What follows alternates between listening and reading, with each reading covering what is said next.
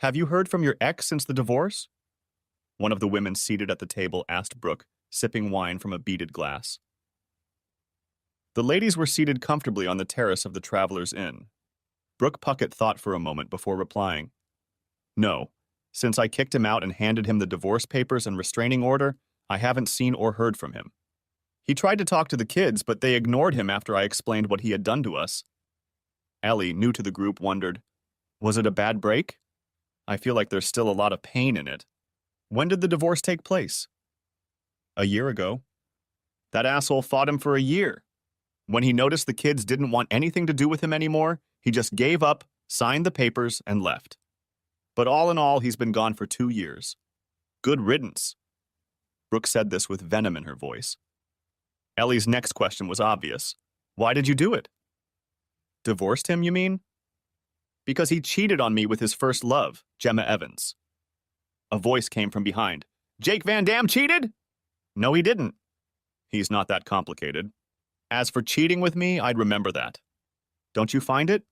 Impossible, absolutely impossible. I just think you're up to one of your dirty little games again, Mrs. Brooke Puckett. Brooke turned her head so quickly that the others thought her eyes popped out. She said, Well, look what the cat brought. You've got nerves. Look who's talking.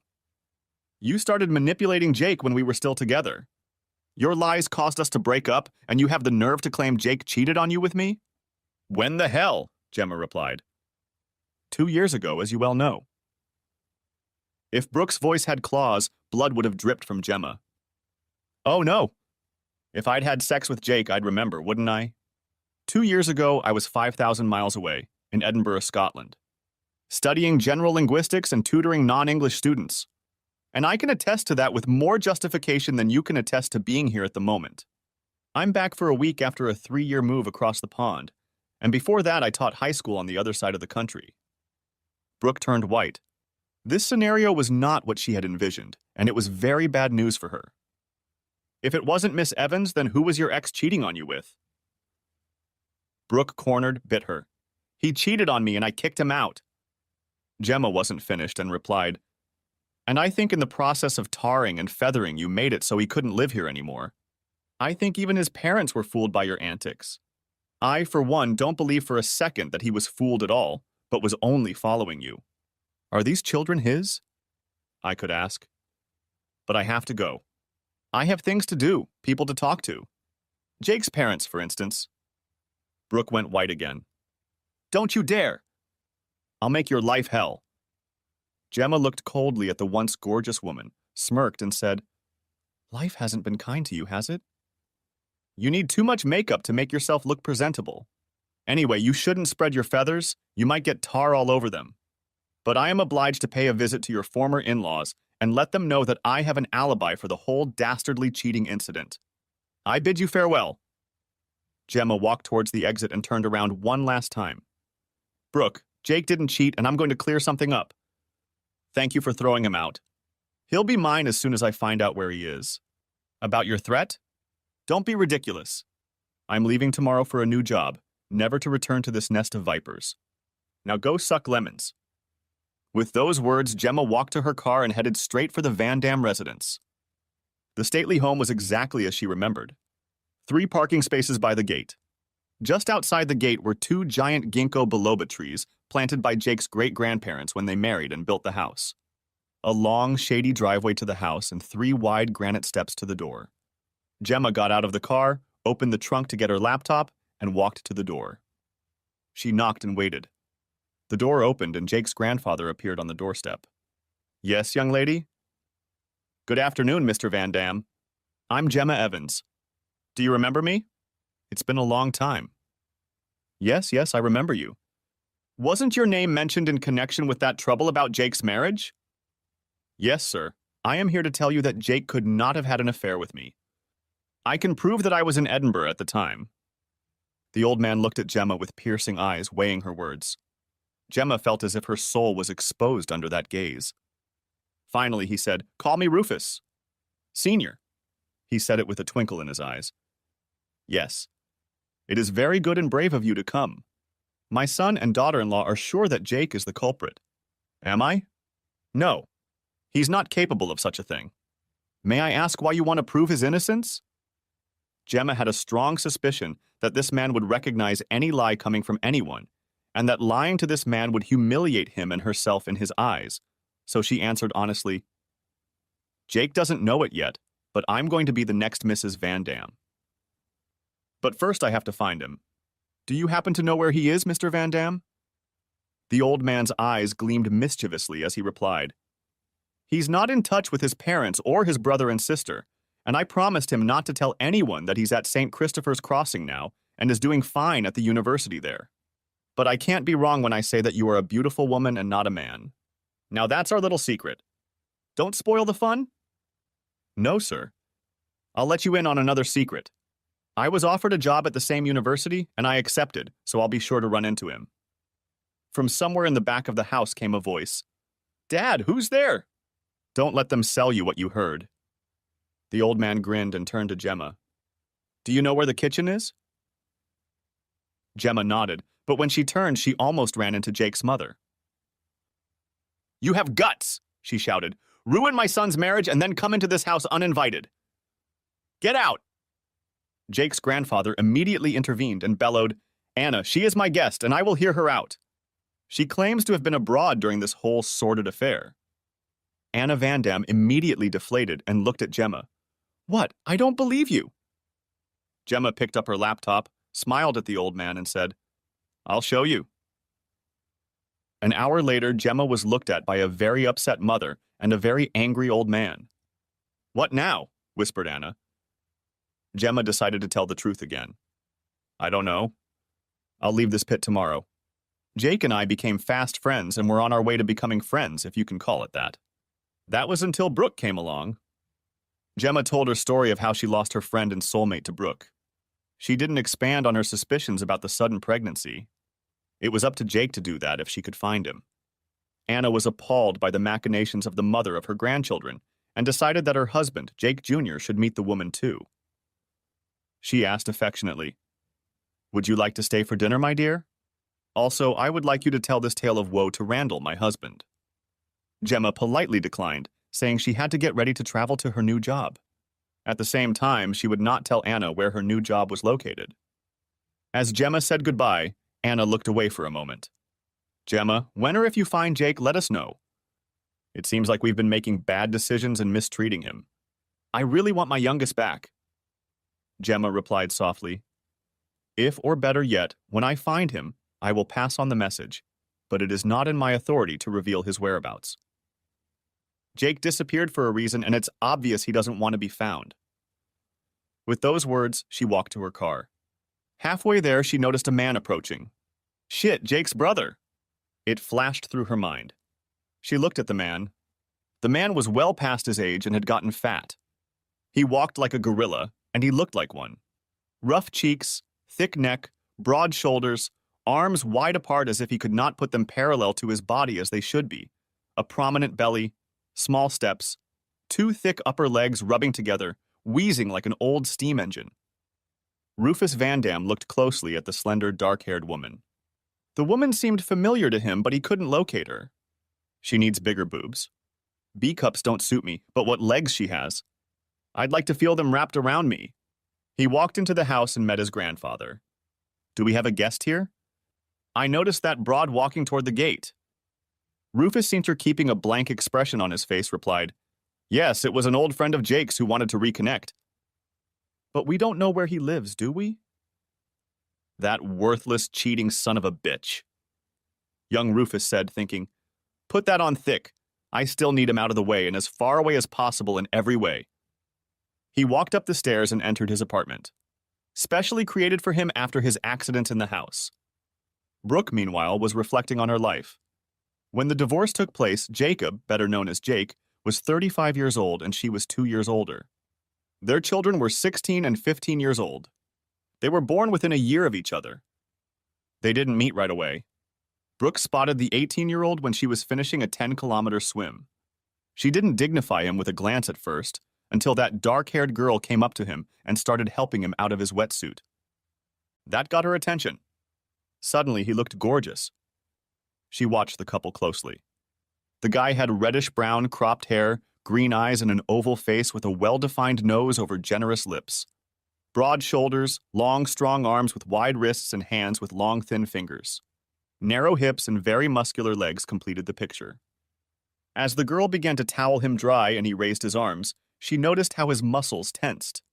She later learned that Jake had the physique of a swimmer. Lots of strong muscles under a thin layer of fat, thick enough to hide how strong he really was. That's when she decided she wanted him and started planning how to make it happen. The fact that the girl was probably his girlfriend didn't deter her. It took Brooke 6 months to break through the shy man's barriers. As luck would have it, his girlfriend, who wasn't yet his girlfriend, was moving out of town, and it became much easier to manipulate the girl. Finally, Jake suggested that she meet his family for a monthly family barbecue. Brooke now knew that he was the youngest of 3 children and a late addition to the family. His brother was 6 years older and his sister was 4 years older. At the barbecue, she looked at the 2 brothers in amazement. They were the same height, hair color, and about the same face, but that was where the similarities ended and the differences became obvious. Rufus outweighed Jake by at least 60 pounds. Whereas Jake was elegantly built and didn't have too much noticeable muscle, his brother was built like a brick house with large, bulging muscles. Also, whereas Jake was a bit of a talker, taking his time to answer and speaking softly and measuredly, his brother was all hype, boom, and superficial communication. Rufus turned his attention to the pretty girl of his stupid younger brother. He despised the brat. He thought he was too smart to like him. He decided to give the young woman a little more attention, a little more love. It took Rufus 2 weeks, lots of gifts and attention, to get Brooke settled into a decent hotel. After a month, she realized she had missed her period. When she asked Rufus, he laughed in her face. "You should have taken the pill, you stupid bitch," he told her eventually. The only men Brooke had dated were her first boyfriend and Rufus, but after Rufus, she decided she could easily handle Jake. 3 months later, Jake and Brooke were married in a small ceremony, and Brooke had been happy as a clam in her shell ever since. She had a caring husband and a bad boy as her lover. Jake was wonderful in bed and a good provider, and she had a lover on the side. Just for quick and dirty sessions of casual fornication. Rufus was so small, his secretions were so insignificant, and it was over so quickly that even his scent didn't linger. The fact that she didn't always come didn't bother her in the least. She enjoyed getting away with it. 13 years later, his lifestyle caught up with him, and trouble befell Rufus. The long and heavy use of muscle-enhancing substances had finally presented its bill, and the bill was steep. His heart. He had just collapsed at the gym, and was lucky enough to have a nurse working out next to him. That one immediately started resuscitating him. He continued to do so until the ambulances arrived, and an automated ventilator was placed over Rufus. When doctors arrived at the hospital, after a few quick tests, they concluded that he had a ruptured myocardium caused by prolonged and excessive use of anabolic steroids. He was immediately sent for surgery. Rufus was discharged from the hospital as a man in a different body. The pronounced musculature was gone. He was flabby and in very poor condition. He soon realized that he would need constant and long-term care. Over the course of several months, he began to groom Brooke. He belittled Jake, telling Brooke that she should not have to put up with financial constraints and demand that Jake increase his income, that she deserved better, and he, playing the victim, was exaggerating his suffering. Gradually, his campaign had an effect. Brooke began to change her behavior toward Jake, and not for the better. She began to pick on him. At first, minor domestic irritants were enough to set Brooke off. A little later, she wanted her own car because the old junk wasn't something she wanted to be seen in. Brooke didn't notice what she was doing to Jake. Then again, she'd never pushed him this hard or this far. She faltered when Jake just walked away in the middle of a prolonged tirade. The kids had already run out of the room, wondering aloud when their father would stop taking hits. "Come back," she shouted. "I'm not done with you yet." "Come back, you hear me?" Jake simply walked into his small office, closed the door, and turned on his laptop. A few minutes later, Brooke walked into the office. Jake looked up and growled, "Get out of here!" At that moment, Brooke realized that Jake had reached his limit, and if she kept pushing, he would retaliate. She, after being married to Jake for almost 15 years, never realized that he was one of those men who kept taking the hits in stride. It was only when his fingers were on the edge of the ravine that he would step back and react. When that happened to these men, they would start fighting back and explode without any warning. Jake looked into the rift that Brooke had torn in his soul and realized it was too deep. He'd had enough. He needed to protect himself. Jake had always known that Rufus would inherit the family company. It was a successful company that supplied the aviation industry with specially designed parts when there was a need for an airplane to perform above a guaranteed safety level. Jake earned a doctorate in aeronautics and a master's degree in industrial design. His grandfather was preparing him for his role as a future CTO. That was until his father took over the company. He pushed Jake aside. Jake suspected his brother had a hand in it, but he didn't care. He already had more work than he could handle.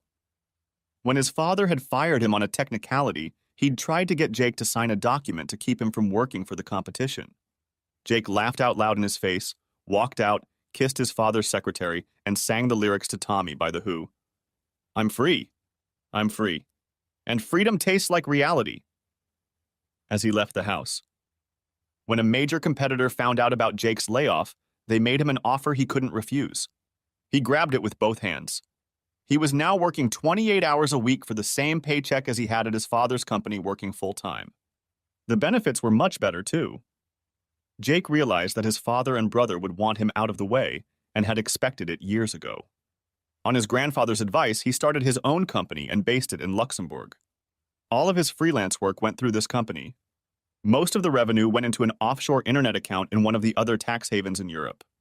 The other, smaller portion went into his regular account. Brooke never asked where the extra money was coming from, just that Jake was moonlighting on the side to get the extra funds. Suddenly, this arrangement became very convenient. He changed his instructions so that all the money went into an offshore account. He had absolutely no intention of stopping his freelance work. It wasn't even legally possible. Contracts had to be reckoned with. In his office, he decided that he needed to spend more time with his children, and so stopped working those ungodly hours. The next morning, Jake was reading the paper on his tablet, washing it down with his customary cup of coffee, when Brooke walked into the kitchen. Where have you been all night? I've been waiting for you. Sure, for about 5 minutes, and then you fell asleep. Cynicism doesn't suit you. Tell me everything. But before you drift off, I need to say a few words to you. Brooke swallowed the venomous reply. Instead, she said wryly, Really, the word is yours. Jake said, You do realize that yesterday I worked about 30 days of 15-hour days without a single day off. I did it just to meet your demands, and you keep asking for more. In all that time, I haven't seen the kids for more than 4 hours, and now that's going to change. I've returned all my freelance assignments to my clients. I now work 30 hours a week. No more. If you want more, get a job and work. He was quiet for a few seconds, and when Brooke started, he raised his hand. I'm not done, he said. I think your behavior towards me is horrible, and if you keep this up, we're going to get a divorce. The ball is in your court. I'm leaving, and for a change, I'm going to have breakfast that I didn't make myself. Jake walked out of the kitchen before Brooke could utter a word. She just stared at the door, sitting there with her mouth open. She had never seen Jake act like this before. She pulled out her cell phone and called Rufus. Rufus, Jake is getting stubborn. I don't know how to deal with him anymore. Rufus grinned. That's what I expected. I have a plan B. Jake was sitting at his desk when his secretary called to say he had a visitor. Surprised, he asked if he had any appointments for that day that he didn't know about. No, sir, but she said it was urgent, was the reply. The elderly woman entered his office and asked him to introduce himself. She then handed him 2 sealed envelopes with the words, I regret to inform you that you have already been served. The woman walked out shaking her head and said to the clerk, Please look after him. This is very bad news indeed. Jake looked at the envelopes. For some reason, he felt relieved. It was all over now. He had expected it, but it still hurt like hell. What he hadn't expected was a restraining order forbidding him from contacting his wife, children, and parents.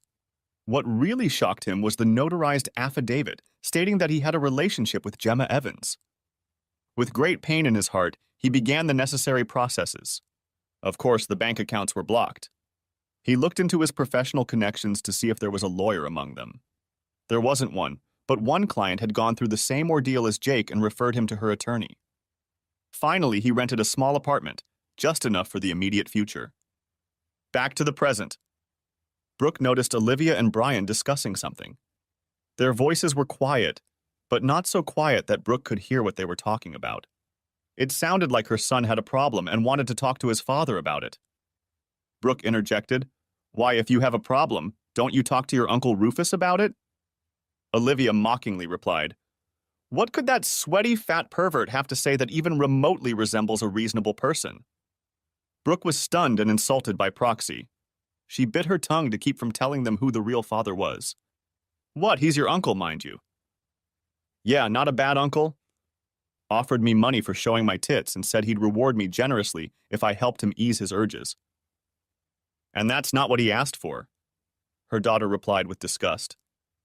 Brooke thought, "That's his own daughter for crying out loud, and he knows it. If it's true, what she's telling me, God help me." Many bodies were pulled out of the closet that night. Brooke had no choice but to conclude that Rufus was a pervert and a danger to her and her own children.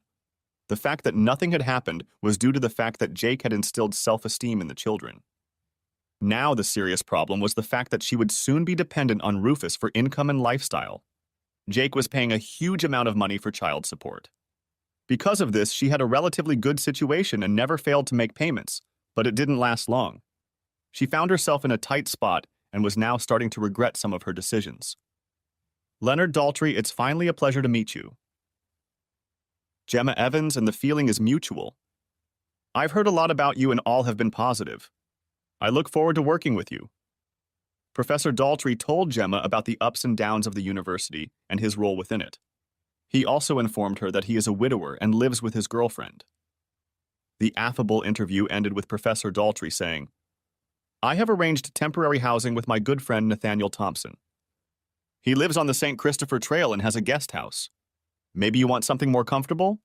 I suggest you check out the homes in St. Christopher's Woods.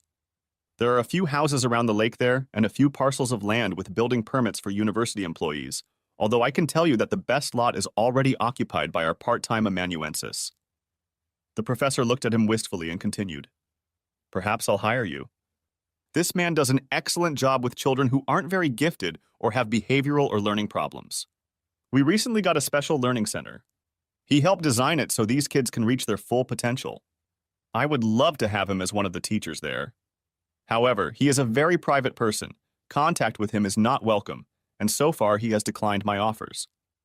Gemma has been exploring around St. Christopher's Wood. After 2 months of acclimatization, she decided that this was the place she wanted to stay for the long term and began looking for the right house. Nadia Thompson accompanied her. Suddenly, they came to a sign. It read, "Land for sale." Below it in smaller letters. The building permit had already been obtained. Gemma exclaimed, "What a beautiful place. I could live here. But who would design a house that would fit in with this surroundings, let alone build it?" Nadia grinned. "I know a man. He's becoming a good friend of ours. He's an aeronautical engineer and designer. You should see the house he designed for himself and is building himself. He's a bit of a recluse, but when he thaws out, he turns out to be very good company. I'm having him over for dinner on Friday. You'll be able to meet him if you want to, of course." "I'd love to," replied Gemma cheerfully. "Meanwhile at the Van Dam house." "Grandpa?" Brooke asked in a thin voice. Rufus Van Dam. Senior scrutinized the face of the woman sitting at his desk. The mother of his great-grandchildren, only born to the wrong man. He was a keen observer of human emotion and noticed she was very upset. "Yes, dear." "What's the matter?" "Do you happen to know where Jake is?" asked Brooke uncertainly. "Honey, I'm not going to answer that question either affirmatively or negatively." "Why are you asking? Trouble in paradise?" The question caught Brooke off guard, and she almost whispered, "Yes," but swallowed her tongue in time. This reaction did not go unnoticed by the old man. "Time to chop the axe for this lady." In a steely voice, he continued, "Rufus has some very nasty character traits, don't you think? And his addiction to those steroids doesn't help at all." Brooke stammered, "I don't know what you mean, honestly." Rufus Sr. grinned. "Don't play games with me, young lady. I may be old, but I am far from decrepit as my son and eldest grandson like to think. I know those two adorable children of yours don't have Jake's genes. What? How dare you? Exclaimed Brooke. Don't mess with me, young lady. I'm willing to put my entire fortune on the line. What color are your eyes? Blue. And Jake's? Green. And both your children? Brown. There you go. It's almost genetically impossible. They look like they belong to Jake, because Rufus and Jake look like each other once too. But Rufus has brown eyes and you spent a lot of time in his bed. Brooke felt the world crumble beneath her. She gripped the backs of the chairs until her fingers turned white. She tried to say something, but her tongue refused to obey. Grandpa was relentless. You're on your own. You put yourself completely at the mercy of the wrong man. You let him manipulate you and your children. And now that the outcome was not what you expected, you want Jake back in the saddle? Whether or not I know where Jake is, I'm not going to help you. Now get out. When Brooke left, Rufus Sr. stood in front of the window for a long time thinking, maybe it's time for me to write that long letter. The two women had become friends since Gemma had been boarding with the Thompson couple, but she had never been invited into their home until now. Waiting for an answer to her knock on the door, she looked around. She was a little nervous. The door opened. Oh, hi. You must be Gemma. I'm Nathaniel, but everyone calls me Nathan. Only Nadia, when she gets mad at me, calls me Nathaniel. Come on in. Nadia's in the kitchen. Gemma was a little shocked when she saw the scar running down the handsome face. As he turned to walk her into the kitchen, she noticed that he was very trim, but walked with a slight limp. What had happened to him? A warm welcome awaited her in the kitchen. Gemma introduced herself to Jacob, their young son, and then turned to Nadia. This house and its surroundings are stunning. How did you find such a gem? For a brief moment, Nadia's face lowered, and their whole story flashed through her mind as she contemplated what to answer. It is a long and sad story, but you might say with a happy ending. I'll tell it to you sometime, but since it's Nathan's story, I need his blessing to tell it. It is not common knowledge, only a few people know about it. All I can say for now is that Nathan wrested it from the hands of the local tyrants and destroyed them in the process. And Jacob is not mine. He belongs to Nathan and his first wife. He's divorced? Before he met you? No, he's a widower. But I am very happy to tell you that in 6 months, Jacob will no longer be an only child in this house. Gemma hugged Nadia, exclaiming, That's wonderful news. She wanted to ask when the baby would be born, but Nathan interrupted her. Gemma, let me introduce you to... Jake, Gemma exclaimed. Without thinking, she ran up to him and hugged him. Jake didn't react in any way, only said, Gemma, long time no see. Embarrassed, Gemma let him go. Nadia and Nathan looked at each other, and Nathan asked, Do you two know each other? Before Gemma could say anything, Jake answered, We used to be friends. Gemma's happiness collapsed, and tears welled up in the corners of her eyes. This was not the happy reunion she had envisioned. She cried, Jake, why are you acting so cold? Aren't you happy to see me? I missed you so much. Jake was surprised and even more confused. He looked at his hosts. Nathan only nodded and said, We'd better get out of your way right away. You can use the study over there. Sitting in the study, Jake looked at his former and now very upset friend. Gemma, he said, you told Brooke that you had sex with me while I was married to her. You even signed the affidavit. That was the end of my marriage. Why should I be happy to see you? Those lies hurt me deeply. It suddenly dawned on Gemma how deep the deception had gone. She resented the fact that Brooke had manipulated her in such a way to ruin Jake and Jake's image in the community where he lived. She sat up straight and said to Jake with firm determination in her voice, I want you to listen to me very carefully. Before coming here, I lived in Europe for 3 years. I would never have told her that. I heard Brooke bragging about it in the pub, and I told her off publicly right then and there. After that, I went to your parents to tell them where I'd been for the last 3 years. I talked to your grandfather, too. We had a good long talk. He was the one who told me that you were doing well and that it was likely that I would meet you here. I didn't realize it would happen so soon, and I had already decided to go and look for you. I've missed you a lot, to be honest. Jake blushed. But the affidavit? It's forged. And if you still have the original, someone's going to be in big trouble. Jake, I loved you, I still do, but I would never have gotten into bed with you when you were still a married man. I would never have done that to you. All this time I've been thinking about you betraying me and wondering what I did to you to deserve it. So you believe me then? Of course. You've provided me with at least one verifiable fact with just a phone call to my grandfather. I think you can prove the others just as easily. Most importantly, you've never lied to me in the past. So yes, I believe you. Gemma felt relieved. That hurdle had been overcome. The next was how to communicate her feelings to him. And would he reciprocate those feelings? She swallowed and, gathering all her courage, asked, "Can we kiss and make up?" At that, she pushed back her chair. Jake did the same, walked over to her and hugged her, asking, "Can you forgive me?" "For what?" asked Gemma indignantly. "You've been manipulated in the most horrible way." "There is nothing to forgive." Jake wanted to kiss Gemma on the cheek, but Gemma quickly turned her head and her lips met his. Putting her hand behind his head, she pulled him against her and quickly ran her tongue over his lips. She broke the kiss afterwards, smiling broadly. Jake felt stunned. "Did you just kiss me? Did that really happen? Did you just kiss me?" he asked her. "Yes.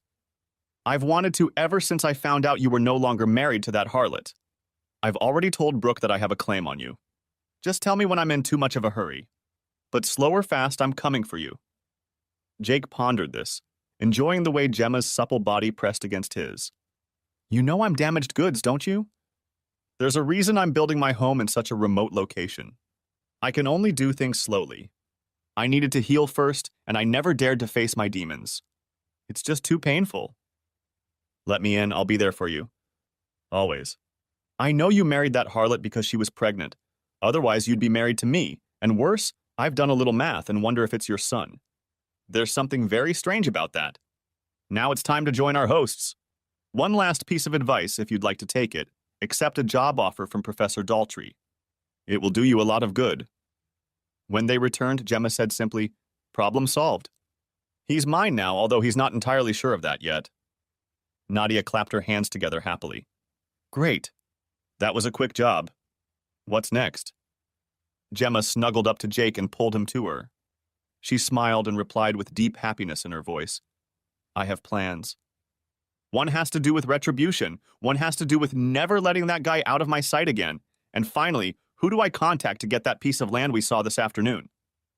The dinner was a great success and fun. Gemma told anecdotes from the days when they were friends. After dinner, things got more serious, and Gemma finally asked the hard question. "Jake, did that harlot explain how she gave birth to a fully developed son after a pregnancy of 6.5 months?" "No. You forget that I was there and was so enthralled that I never realized it. In retrospect, I can say that was very foolish of me. But what are you implying?" Nathan, knowing from his own experience how overwhelming it can be to witness the birth of a child, replied softly that it may not be yours and that you've been set up. "But they look like me and they look like a brother and sister. There's no doubt about that." "Both." Jake cut the phrase short, afraid to voice his thoughts. Immediately, two women crashed into him, hugging him and whispering quiet words in his ear. Jake pulled himself together and asked, "What now?" "I need to know for sure." Nadia took his hand and asked, "Can you think of a man who looks like you? Maybe a cousin?" Gemma exclaimed, "Rufus! It has to be him." Jake said, "No, they don't even like each other." Nadia didn't argue. "Or that was said so you wouldn't suspect them. I think there's only one way to find out, and that's an official paternity test. That means you need a great lawyer, and I know just the kind. Donna Marshall, she's not one of the best, but the best of the best. Nathan, can you give her a call?" Brooke had fallen on hard times. 2 weeks after Jake's grandfather had explicitly told her that he wasn't going to help her find Jake, she still couldn't find a way out of the situation. She didn't want her children to never see Rufus again, but she still needed him, if only for the money he brought in. She was making dinner while the kids were doing their schoolwork when there was a knock on the door. She looked through the small window and saw a man and a woman standing on the other side of the door. She opened it and asked, "Can I help you?" The woman asked, "Are you Mrs. Puckett? Mrs. Brooke Puckett, ex-wife of Mr. Jacob Randall Van Dam?" "Yes." What's the matter? The man now answered. I have a warrant. We need to take DNA samples of your children. Failure to comply with this warrant will result in arrest. What? Who? Why do you need DNA samples from my children? For a paternity test, the woman said simply, and in doing so knocked the ground out from under Brooke's feet. Brooke had always had a vague hope that children might be the only reason Jake would come back to her. The other, very important reason was that Jake was paying a huge amount of child support.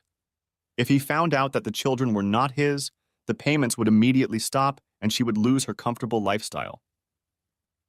Meanwhile, at the Van Dam house, another pair of paramedics, accompanied by a police officer, knocked on the door of Rufus Van Dam's apartment. Rufus Sr. watched the whole thing, thinking. It looked like Gemma had found Jake, and Jake had figured it all out. Now he was going to have hell to pay. Rufus Jr. had refused to cooperate and attacked a police officer. The obese man couldn't stand up to the young tough guy, and soon Rufus Sr. witnessed his grandson walk with a short and humiliating gait toward the police car. 2 weeks later. Jake? The results are in, shouted Gemma, walking through Jake's apartment. Gemma was dreading the results. It was going to be very difficult for Jake either way, and Gemma would have to work hard to support him. Jake and Gemma sat on the couch, and Jake read the document and the attached test results. When he finished, Gemma saw that he had turned white and was suddenly very worried. Jake, she asked, what's wrong? You look like you're having a heart attack. I'm not having a heart attack, but I'm going to have one. Both kids belong to Rufus, and both he and that cheating bitch ex-wife are going to pay me back for everything they've done to me and more. Gemma pressed herself against Jake, trying to comfort him. He felt great around her, and she hoped it would be the same the other way around. Jake still didn't respond to her advances. They hugged, sometimes chastely pecking each other on the cheek, but nothing more. Gemma could already feel her need beating against the back of her teeth. She looked at his face, and suddenly Jake was looking at her again, with a vulnerable and shy expression in his eyes. Gemma, please don't misunderstand me.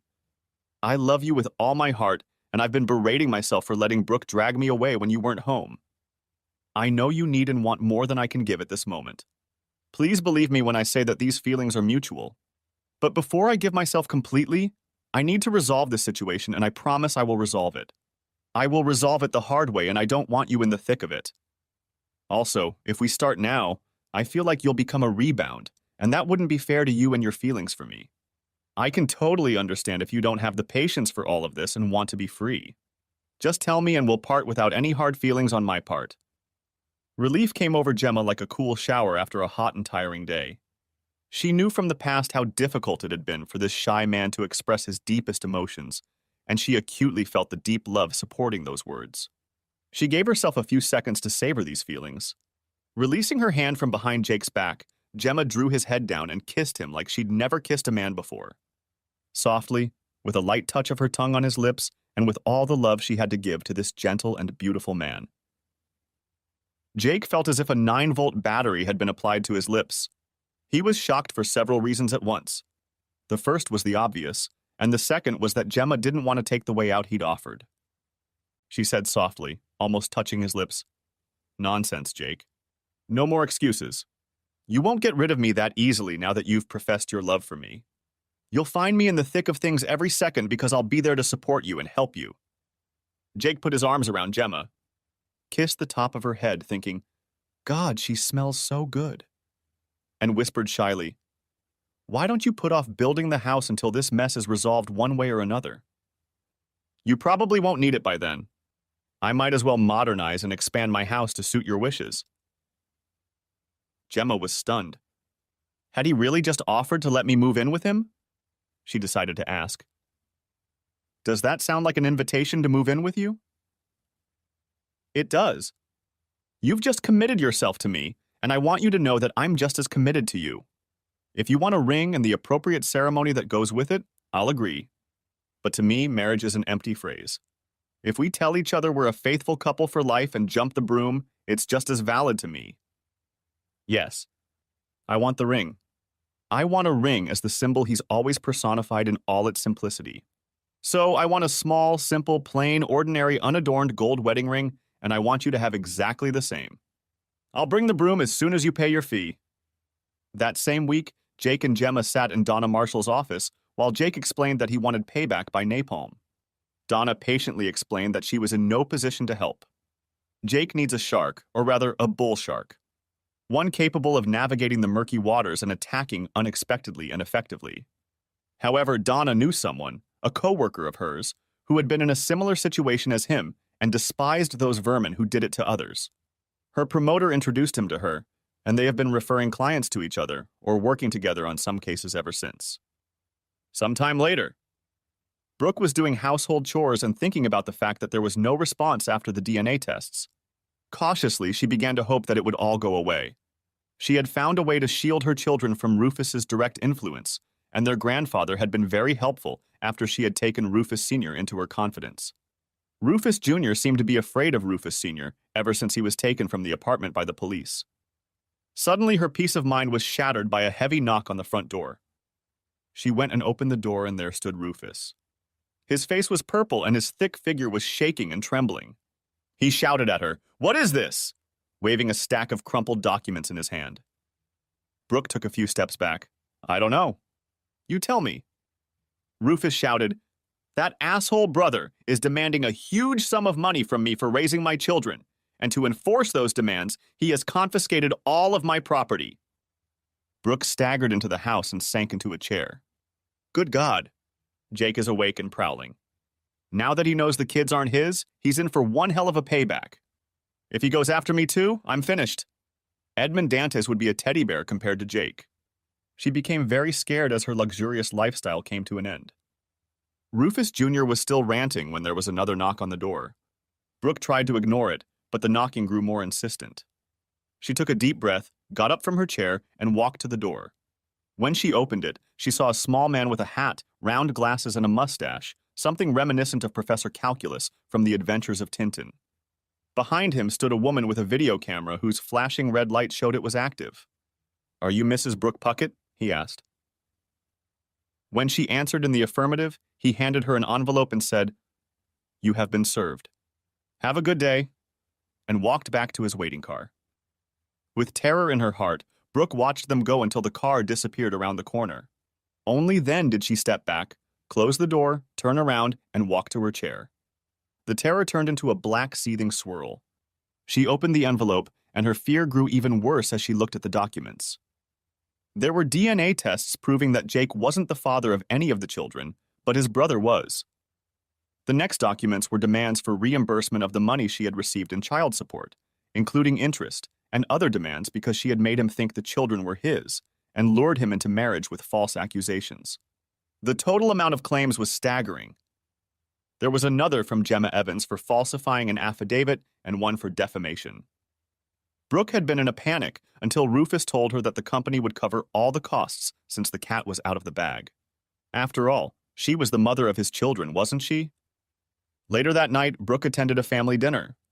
Rufus Jr. began to explain that they had developed feelings for each other, and Brooke was now his girlfriend.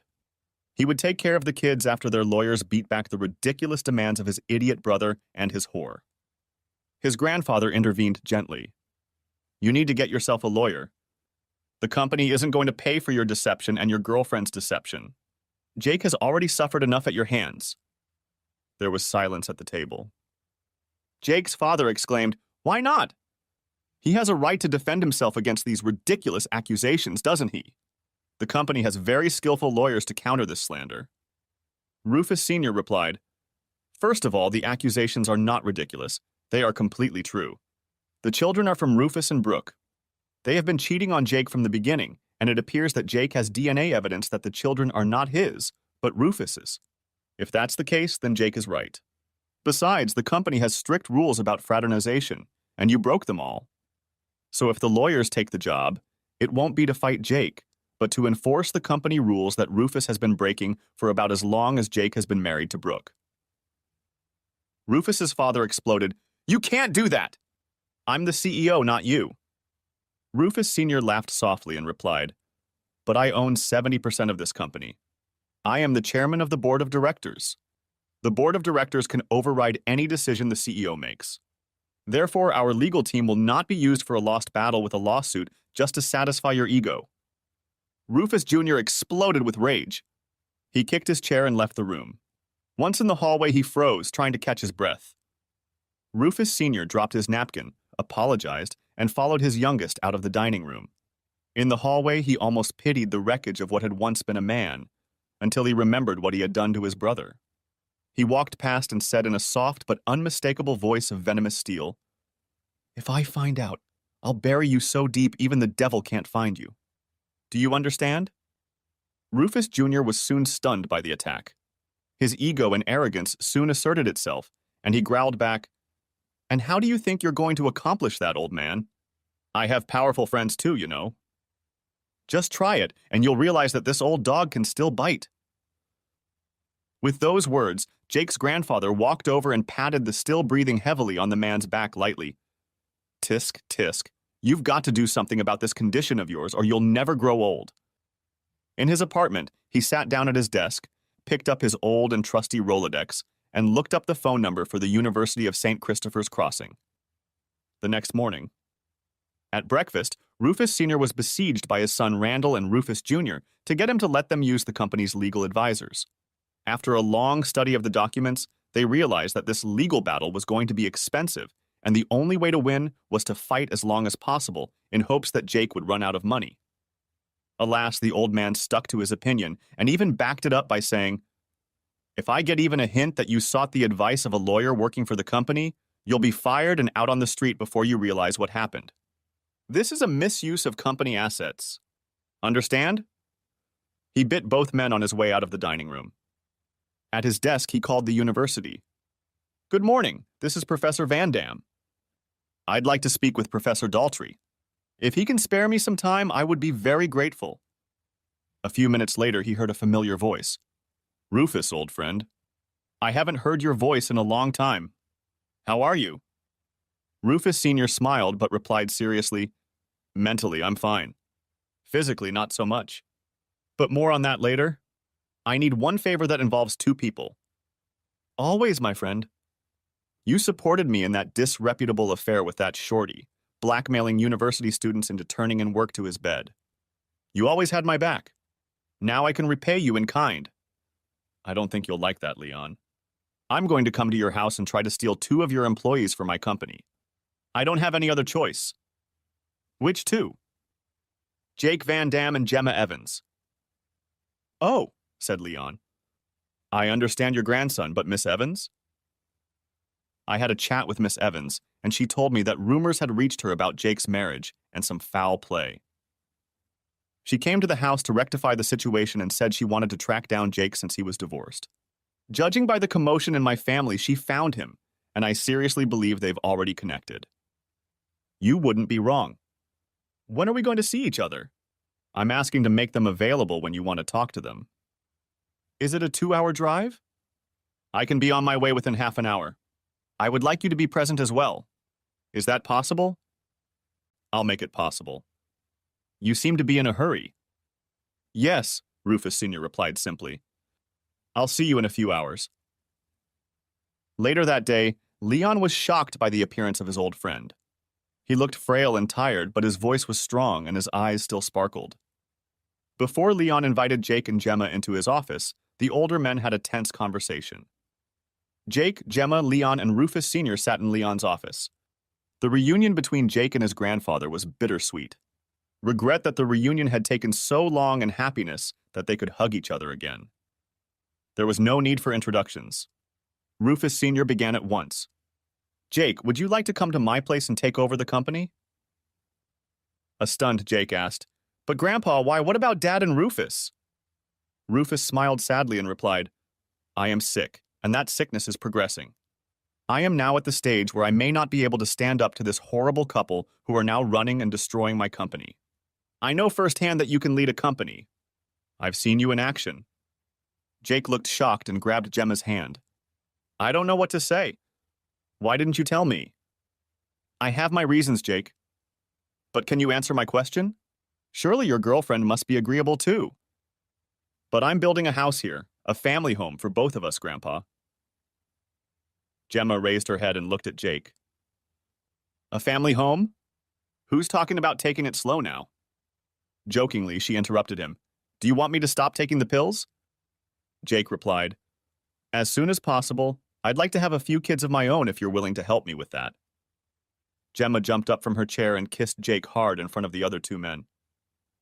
I took my last pill last night. Is that answer enough for you? Rufus's voice broke through the happy intermezzo. Jake and Gemma, may I remind you that you are still in the company? Also, Jake, the company office is less than an hour away from here. Jake looked Gemma in the eye. Gemma nodded subtly to Jake's acceptance of Rufus's offer to run the company. Jake turned to his grandfather. The question remains, what to do about my father and brother? Leave that to me. When you take over, they won't be able to give you any more trouble. You are not the only one who holds a grudge against them. When do you want me to take over? So you're going to do that? Run the company? That makes me so happy. Yes, Grandpa, we'll do it. But when? I am at the end of my life. Soon the symptoms will make themselves known, and the pain will become unmanageable. Because Leon witnessed his wife's horrible death, he and others have set up a small private clinic where end-of-life care will be facilitated. I plan to go there in about 10 days. I think shortly after that. Jake was silently pondering when Gemma asked, but what's the whole cloak and dagger thing about? I suspect Randall and Rufus will go to any lengths to preserve their way of life. Jake has already become a pain in Rufus's ass, and I've already had to threaten him because he wanted to use the company's law office to fight the lawsuits Jake initiated. Leon interjected. We've developed a fight plan to protect you two from Randall and Rufus. He looked at his old friend and asked, shall I do the honors or do you want to do it yourself? Rufus Sr. replied, you do it, I'm getting tired. Leon continued.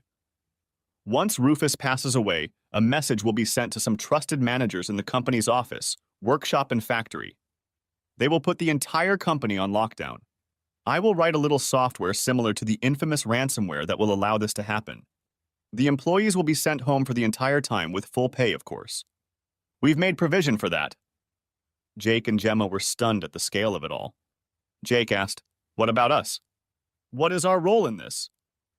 Of course you will be informed too, but you must do nothing until the will is announced. That's when everything will be known and you can take over the company. By then, Randall and Rufus will be the least of your worries. Jake's grandfather sighed tiredly. We've already taken care of that. He raised his eyes to Jake and said, I'll write you a letter explaining everything.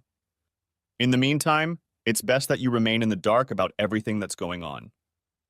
Grandpa, will you let me visit you at the clinic? Asked Jake with a tremor in his voice. No, son, you'd better leave me alone. It won't be a pretty sight, and I want to be alone when I meet my maker.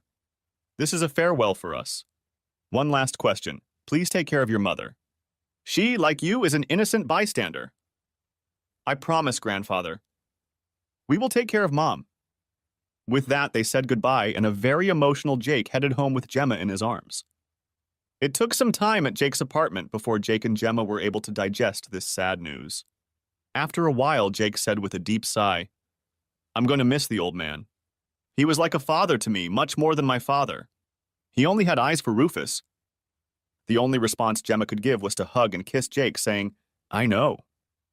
2 weeks later, Jake had just finished negotiating with a contractor to finish his, now their home in the woods.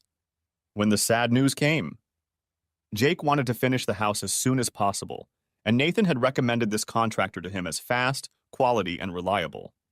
After deciding to stay together, Jake remodeled the house and expanded it significantly. It will now be a 5-bedroom home with 2 living rooms and everything that goes with it. The house would be heated by a deep geothermal system, and the power would come from solar panels and 2 wind turbines. Jake was sitting in front of the house with the sad news in his hands when Gemma arrived. She tried to comfort him, but she only partially succeeded. Jake said he felt like something had been cut off of him. The next day, the probate lawyer called him to the reading of the will. Jake drove with Gemma and was getting ready for what was in store for him when he noticed a black sedan following him. He quickly steered the car into the parking lot next to the mall and was about to get out when a black car pulled up next to them. A woman got out of the car and gestured for him to roll down the window. Jake did so without turning off the engine or pressing the gas pedal until the woman showed her ID. Sir, we're with the FBI, and we want to protect you until this case is over. When you come to the reading, please act like you don't know we're here. Everything will be revealed during the reading according to Mr. Van Dam's wishes. Jake entered the conference room, leaving Gemma in the waiting room, and found his father, mother, and Rufus Jr. already seated. Rufus Jr. grinned. Look, the prodigal son has come to see if there is anything here for him. Now I'll make sure you don't get anything, you little rat. The lawyer interrupted him. Sir, behave yourself or I'll have you thrown out. Understood. Rufus wanted to say something else, but the lawyer, this time very forcefully, said again, Sir, behave yourself. Next time you can sit outside the building and wait for your family. Now you understand, and I demand an answer as to what you understand. Rufus muttered something, and the lawyer staggered forward again. I can't hear a word you're saying. You do or do not understand that the next time you violate house ethics, you will be removed from the premises. Randall backed away to interrupt him, but a raised hand stopped him. He recognized a man who was not to be trifled with. Good. Now that the shenanigans are over with, we can get down to the official part. An image suddenly came over Jake. It was Gandalf, the wizard from Lord of the Rings. The lawyer was exactly that kind of man. Friendly and gentle, but testy towards people who tried to provoke him. Suddenly, he would become tough, relentless, and eager to retaliate. He was brought back to reality when he heard his name called, just in time to hear what was read aloud. All of my property in this office is reserved for my only son, to Jacob Randall Van Dam, who will henceforth be my successor as chairman of the board of Van Dam Aeronautical Industries. What? What did Grandpa mean by only son? It's Dad, isn't it? What's going on? Jake thought, puzzled. Jake's mother sat nonchalantly in her chair, her lips curving slightly in a smile, while Randall and Rufus exploded. I'm his son and Rufus is my son. I'll tear you apart, you crook, roared Randall at the lawyer. The lawyer didn't even blink and press the button. A few seconds later, the door opened and 4 men appeared. They looked like they could rip the arms off a gorilla without batting an eye and took up position next to the enraged men. One of them growled to Randall, You're not going to make me hurt you, are you, mister? Randall immediately deflated, but Rufus, who was not noted for his restraint, tried to pounce on Jake, shouting, I'll kill you, you bastard! The next moment he was sitting up again. His face reflected agony, and he was rubbing his thumb and wrist. Now that calm had been restored, the lawyer continued. My dear friend Rufus predicted this little unpleasant scene. That is why I asked these gentlemen to be present to keep the peace. He looked at Randall and said, Mr. Van Dam has genetic evidence that you are not his son. He divorced your mother for a reason. Therefore, Rufus Jr. is not his grandson. The lawyer waited a moment to let him know that the message had reached him, and then went on inexorably, still looking at Randall. When he learned how you were treating your wife, and that you were renting an apartment at the company's expense and having fun, again at the company's expense. With escort ladies, he proposed to your wife, and she gladly accepted. Your wife got pregnant by Jacob Randall Van Dam. We have notarized affidavits and again genetic proof that the second son of Anna Van Dam Hansen and Rufus Van Dam is Jacob Randall Van Dam.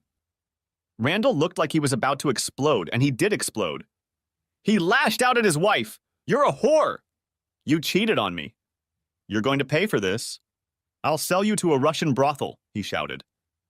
The lawyer interrupted, gesturing for 2 men to immobilize Randall. At the same time, Rufus imitated a goldfish on land very well. The lawyer said to the men, Will you please admit this behavior and threats into evidence? And to Randall, you will do nothing of the sort. We have evidence of grand embezzlement committed by you and your son. You stole approximately $6 million from the company to support your dissolute lifestyle, not counting the money you both stashed away in the Cayman Islands.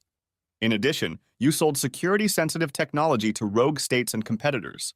So some of the government agencies charged with keeping this country safe, the IRS and the FBI, want to have an in-depth conversation with both of you about this.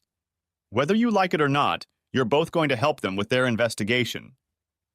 He looked at the 4 men holding Randall and Rufus in their seats and said, Would you be so kind as to escort these men to the exit and turn them over to the authorities? Brooke waited outside. She saw Jake walk in with this woman, Gemma. Gemma kept her word as she saw Jake give her a masterly hug. Half an hour later, her world came crashing down as she saw Rufus and his father being let out, read their driver's licenses, and taken away in separate cars. What happened here, Brooke thought. After a few seconds, panic overwhelmed her and she clutched at one of the men escorting the father and son and handed them over to the police. I can't tell you, ma'am. All I can tell you is that they are going to assist the authorities in their investigation, and it's going to take a long time, the man said. One of them explained, looks like they're wanted for fraud, embezzlement, industrial espionage, and transferring classified technology to sanctioned countries. I guess we won't see them again in the next 20 years. Who will run Van Dam's industries when they're gone? Asked Brooke, while the emptiness in her stomach grew deeper. The other person. The one who came in with that snitch in his arms. Suddenly, Brooke felt unreal. She didn't know what had happened in the office, but Jake had come out on top. The luxurious life and protection from Jake's lawsuit that Rufus had promised her had evaporated. Depressed, she walked to Rufus's car and found it unlocked, and the key fob lying on the center console. Distraught, she drove home. 1 month later, Brooke was on a tear. Her meager income wasn't enough to support a household, let alone the luxuries she had grown accustomed to in her, as she called it, former life. Now she had to find a plan on how to increase her income or reduce her expenses. Of particular concern was the children's school fees. The only way out she saw was to try to get Jake to take care of the children, which meant she'd have to pry him out of that harlot's arms again. In her time with Rufus, she'd partied a lot, drank a lot. At Rufus's insistence, she'd had considerable plastic surgery to tighten the belly that had appeared after the birth of her 2 children, had her breasts lifted and enlarged, had a facelift, and had her lips tinted. As a result, she had lost her natural look, which was what had attracted Jake. Now she looked like singer Cher, but without the healthy glow. Brooke's skin was kind of loose and artificial. Brooke paid no attention to any of this and was sure she could replace that harlot Gemma without a problem. Early morning. Brooke was sitting in her car. She parked it so she could see who would be coming out of the house. If it was Jake, she would leave and come back another time. And if it was that harlot, she would wait a few minutes to make sure there was little chance of Gemma returning, and then go bang on the door and get her husband back. Suddenly, she saw a blue Nissan Rogue appear and disappear around the corner in a flash. She checked her makeup one more time, waited 5 minutes, got out of the car, and walked to the front door. Brooke had heard that Jake had designed and partially built the house himself. She forced herself to take a good look so she knew what to praise. She could always encourage him to remodel the house to his liking. The house seemed to grow out of the hill. It perched at the top and its facade faced north. The small front showed 2 large windows next to the door, covered by shutters. Brooke took a deep breath, pulled her shirt down a little to emphasize her cleavage, pulled the door knocker back and released it. The knock rumbled through the house and Brooke waited. And waited she did. Just as she was about to turn around, the door opened silently and Jake appeared. He looked her over, his face expressionless, but he said nothing, certainly not inviting her in. Finally, she said in a sultry voice, "Hi, Jake. You look good. Life is treating you well, I see." "Brooke, I've been waiting for you to call for some reason." "What do you want?" "I want us to talk." "Aren't you inviting me in?" Jake sighed. "Let's get this over with once and for all." He thought. "Then come in," he replied tiredly. He led her into his office. It was closest to the door, and he didn't want Brooke assessing the rest of the house. Jake guessed why she had come. Gesturing for her to sit down, he took the chair on the other side of the desk and said, "Okay, Brooke, talk. What do you want from me?" "Aren't you going to show me the rest of the house?" "No, why would I?" "Now tell me why you're here." "Jake, don't you realize we belong together? We have a history and 2 children together. Now I need you to come back to me." Jake looked at Brooke. A thought flashed through his mind. What's going on here? Is she going crazy? Out loud, he said, "We do have a history. But my recollection of that history is a hell of a lot different than yours. You must be out of your mind if you think you and I will ever get back together." Jake's answer didn't seem to bother Brooke in the least. "I admit I made a mistake, but there are still children to think about. I can't provide for them properly." They're not mine. I have conclusive evidence that they're from my half-brother. So why should I do this? You've raised them the longest and you've done a very good job of it. Rufus has never been able to take proper care of them. Jake sighed and replied, Don't worry. I'll take care of them. Only because my mother, their grandmother, asked me to. She begged me to take care of them, and I took care of them so that you couldn't get your greedy hands on that money. I certainly don't want to improve your lifestyle. Brooke stammered. This was not at all how she had envisioned this conversation. Jake had always been amenable to her demands, and she had completely forgotten about what had happened before their divorce. Now she'd hit a wall. She wanted him to take care of her children and herself. She tried a different approach. Jake, she purred, I know I've hurt you, but it's all because of Rufus's influence. Now that he's out of the world, we can be very useful to each other. Think what I can do for you. I know tricks in bed that would blow your mind. Dump that frigid witch and come back to me. We could have a good life. The four of us, like a family should. Jake was silent for a few moments, and Brooke decided she had won the battle. It had the opposite effect on the man in front of her. You look and act like a prostitute. Our past makes me think I should avoid you at all times. I'm not going to touch you, even in a dangerous costume. As for your children, I've arranged housing in St. Christopher's Crossing, since Olivia will be attending college there. Brian will be living with his grandmother until he goes to college there as well. You will not be able to properly care for him and provide housing for him, so I have taken care of that. However, you will not get a dime from me. In fact, you have an outstanding debt to me. Jake was silent for a moment, and Brooke was completely stunned by his outburst. Then he continued. If you try to resist, I will file a fraud and extortion report, telling the authorities that the children are not mine and that you ripped me off during the divorce because of it. Now get out. I'm done. As Jake fell silent, they both heard the door open. Gemma peeked out from around the corner and Jake said, Come in, my visitor is about to leave. A radiant Gemma entered the room with a very noticeable potbelly. She walked almost impetuously over to Jake and kissed him on the cheek. She whispered quietly so Brooke wouldn't hear. My suspicions proved correct. There are two of them. When Jake's smile grew even wider, Brooke couldn't hold back any longer. You're pregnant. She cried out loudly when she saw that her and Jake's plans had gone awry. Gemma and Jake looked at each other, and Jake nodded almost imperceptibly. Gemma turned to Brooke and said, Yes, I'm pregnant. I'm going to give Jake his own children. The children he has deserved for so long. Now I hear you're leaving? We need to make plans, remodel the kids' room. Suddenly, a quarter fell on Brooke. The kids? You mean... Gemma's face lit up. Yes, I'm having twins. I'm 3 months pregnant. I got suspicious when my belly started bloating so early. The first echogram didn't show both fetuses because one was hiding behind the other. This echogram showed two in their gender. She kissed Jake hard on the lips and whispered, Boys. Brooke said, You can't do this to me. Abandon me to my fate. Take my children, your niece and nephew. Jake decided it was time to drop all pretense of politeness and replied in a tone that Brooke knew all too well, but Gemma had yet to experience. I don't know who Olivia and Brian are to me. You tell me that and keep in mind that Randall was not the biological son of Rufus Sr., and I am not Randall's biological son, but from Rufus Sr. We have the same mother, though. Since Randall and Rufus Jr. were arrested, Brooke has had no contact with them. Anna refused to get close and wanted nothing to do with her. It became clear to Brooke that she was truly isolated and on her own. She didn't have a decent job and lived in a rundown apartment, for which she had to sell her valuables one at a time. She lowered her head and almost didn't notice that Jake had spoken again. If it were up to me, you could rot in hell. But my mother and Gemma are convinced that if I do that, you'll be a quivering sick ruin of a human being. I'm okay with that, but they told me again that you're still the mother of your children, and they might feel obligated to take care of you, and that would come at a cost I don't want them to pay. So I found a job for you. Simple physical work. That will pay the rent and basic living expenses.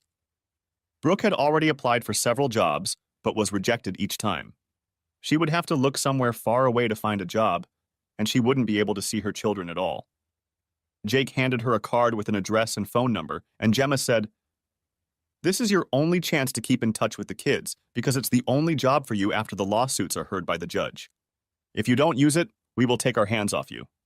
And we won't take your children. They've decided on their own that Olivia will live at St. Christopher's Crossing and Brian will live with Anna.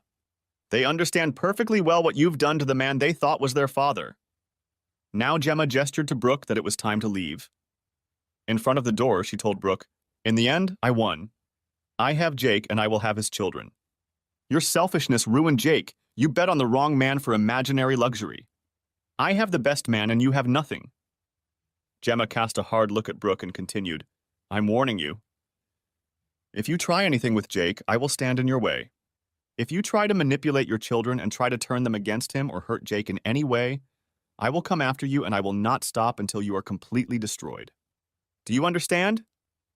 Brooke's mouth dropped open at the blatant threats and overt hostility that Gemma radiated. "Answer me. Do you understand? You've hurt Jake enough and it stops here and now. Do you understand what I'm saying?" Brooke spoke very forcefully, almost shouting. Brooke replied softly, "Yes, I understand. No direct contact with Jake, only through you." "Yes. Now get out." Brooke, who a few hours ago had stood so confidently in front of the mirror, was no more. Her world had crumbled in the last 45 minutes. Brooke walked to her car. Inside, Gemma was nestled snugly in Jake's lap. She sighed, "You're mine. It took me almost 20 years to get here, but we're together again." In spite of Brooke and thanks to her stupidity, after a moment she rose to her feet and pulled Jake with her. "We need to practice." "Practice? What for?" asked Jake. "Number 3, of course."